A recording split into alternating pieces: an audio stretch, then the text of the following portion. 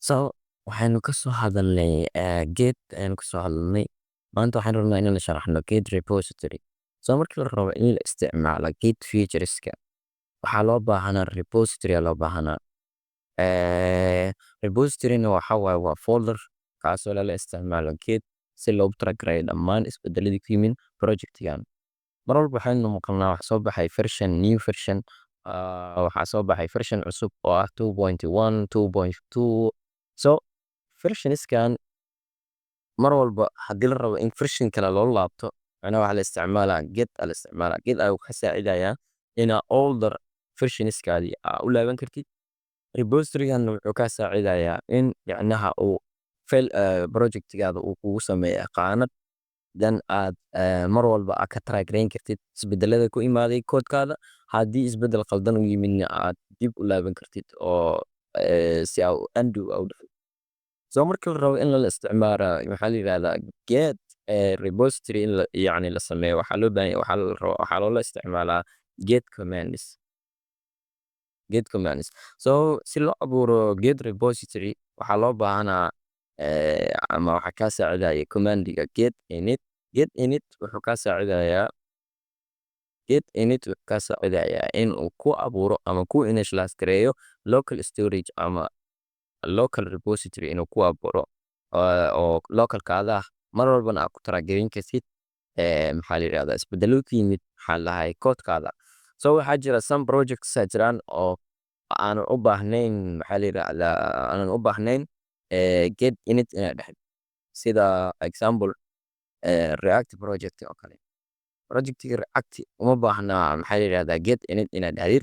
Already asaga Git init uu dhahay kaliya waa inaad Git add iyo Git commit iyo inaad isticmaashid commandiskas kaliya.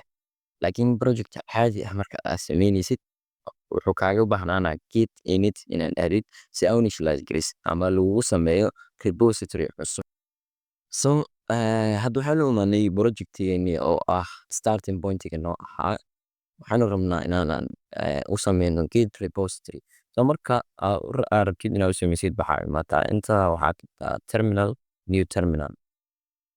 So kood kasta oo terminalkan laga execute gareeyo ama command prompt-gan wuxuu yacni ka execute gareysmaa halkan oo ka execute gareyso. Waxaa kaloo isticmaali kartaa Git bash aa isticmaali kartaa oo Git caadiga soo dejinay, laakiin wuxuu kaaga baahnaanayaa maxaa la yiraahdaa inaa project-ga navigation-kiisa sidan oo yacni aad dhahdid cd waxay geysaa users desktop Git folderka inaad sidaas usoo navigate gareyso kaa rabaa. So waxaan leenahay let's say git add oo kale git add index.html waa sample waaye. Wuxuu noo sheegi doonaa inaynu noo sameysnin Git repository parent director oo .git la dhahano uma sameysno. Waa inaa ku diri soo initialize gareysaa Git repository. So Git repository soo initialize gareyno waxaa soo sheegnay inaan dhahano git init noo initialize garey git. So wuu noo initialize gareyn doonaa wuxuuna noogu dhigi doonaa folder la dhahayo .git folderkaas wuxuu naga saacidi doonaa mar walba wixii oo local ah mar walba koodkeena commit tahno ilaa yacni kaga publish gareynayno oo aan kaga dhigayno maxaa la yiraahdaa GitHub ilaa aan kaga dhigayno. So meeshan waxaa ujeedaa hadda isbedel ku dhacay koodka iyo maxaa la yiraahdaa iyo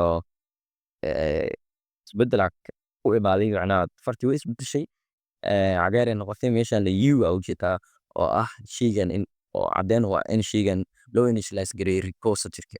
So si aan u isticmaali doonaa Git si aan wax uga bedelno casharada dambe insha Allah ku sharxayno.